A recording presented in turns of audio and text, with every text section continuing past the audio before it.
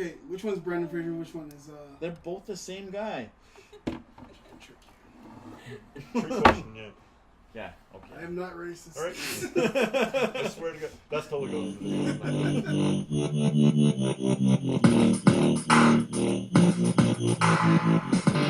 back to another episode of Watch Culture. Don't, you're gonna make me laugh too. Andre There's a reason why I'm laughing, okay? Andre and I are here to give you a recommendation about a show you should watch. Okay, yes. Watch Office. Say you said Stop, you're making me laugh. Okay, it's called Office Space. It's a Mike Judge film. If you haven't seen this film, I don't know what is wrong with you, man. Like, seriously? Like, come on. Okay, so in case you don't know who Mike Judge is, he made a really popular MTV TV show called Beavis and Butthead, and then he later did King of the Hill. Well, he was a co-creator of it, but he was involved in that.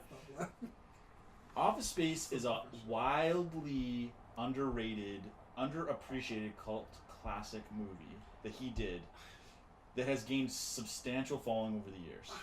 Okay.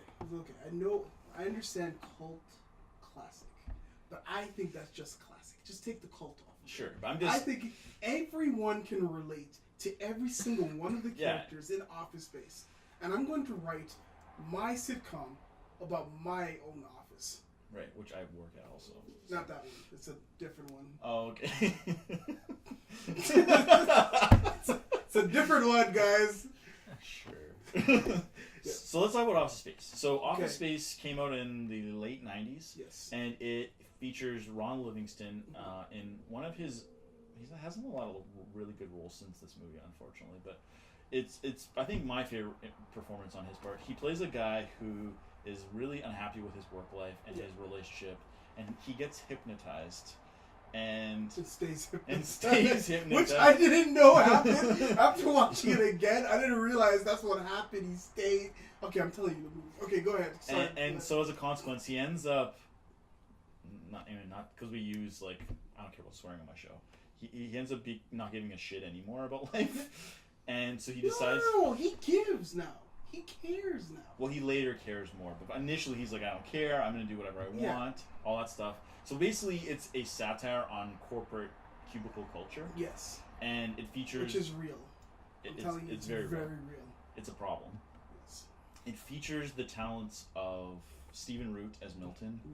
It features Diedrich Bader as his roommate. Or not roommate, his neighbor. And he just, because the walls are thin, you can just hear it. They're basically roommates. It's like, we want to watch porn. Come on. Jennifer Aniston is in this movie too. And that's her heyday, right? This is when she was talented. Just after I'm just kidding. I know you didn't.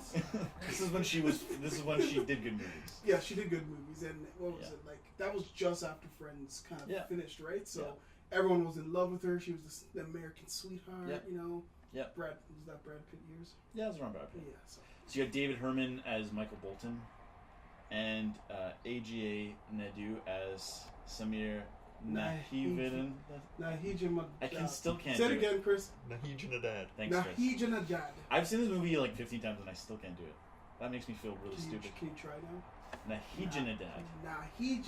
I got it. Awesome. You did it. Oh my god. Thank you. So it features a pretty diverse cast. Yes. And they talk about a lot of awesome things about corporate life. You forgot someone. Who did I forget? They had Stephen Cup comes with a cubicle. Oh, Lumberg. Gary Cole. Lumberg. Gary man. Cole's in the movie as well. Anyways, He plays Bill Lumberg. Yes. You'll remind, if you've ever walked in an office, Lumberg is in your office. Yeah, he's somebody's manager somewhere. Mm-hmm. This movie talks about a lot of stuff that happens in office life. Yes. I think some of the negatives against this movie, because it rates about a 7.8 or 79, I think, on Rotten Tomatoes. So it did well, but it's, as a box office movie, it didn't do as well. I think it was afterwards that, especially when people start to realize how funny it was, and even later on, that's probably why you guys call it a cult classic, because people start to say, hold on, this was a really, really good, funny movie. Yeah, really... it addressed a lot of the good issues. Yeah. They talk about things like getting laid off, or corporate layoffs. They talk about filling out reports that you don't want to do. Filling out memos, stuff like that. Being micromanaged a lot of by monotony, 7 different bosses. Like, all those things has happened to me personally.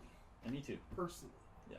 Okay. So this movie is a great movie to watch if you want to have a laugh about your job, I think. And another thing this movie did was a lot of parodies. Like, a lot of different people and movies have taken from that movie.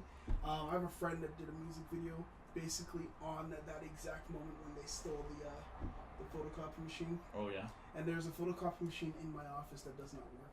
Do you want to break it? Yes. Okay, well, only one person can fix it, and you know who you are, sister. Thank you. So I want to talk about a couple fun facts. Go ahead.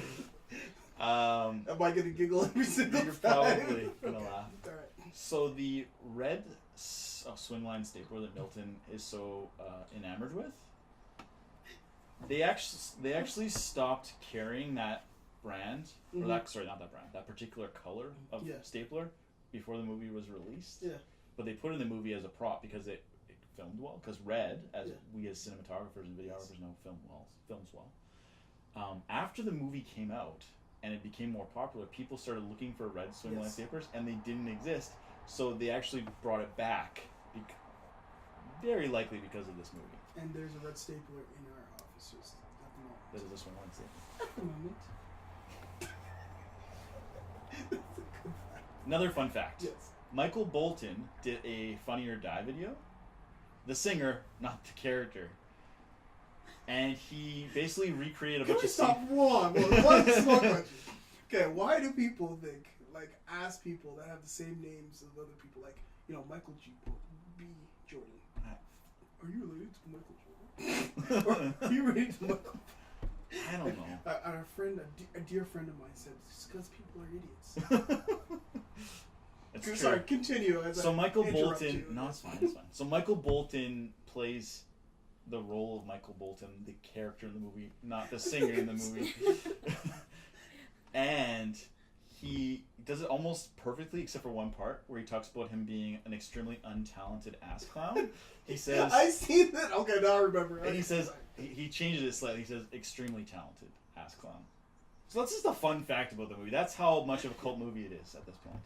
The Bobs. And the Bobs. Or, because all these different, like, those keywords like synergy and, like, ROI. All those, well, now ROI is big, but all those keywords, they were all said in these movies. In one way or another, yeah. So you will be able to relate to this movie. Yeah. You'll understand a lot of the characters, how they felt, how things are in the corporate world. Yep. And it's beautiful.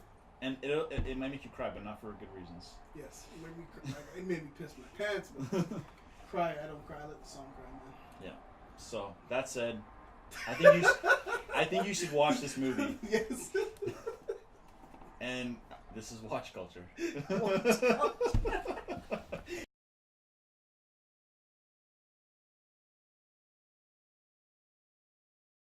So I was thinking, this is all great, but we should really focus on what we're going to talk about for our next episode. Okay. And I was thinking we should talk about the greatest movie of all time. Star Trek 2? The Wrath of Khan!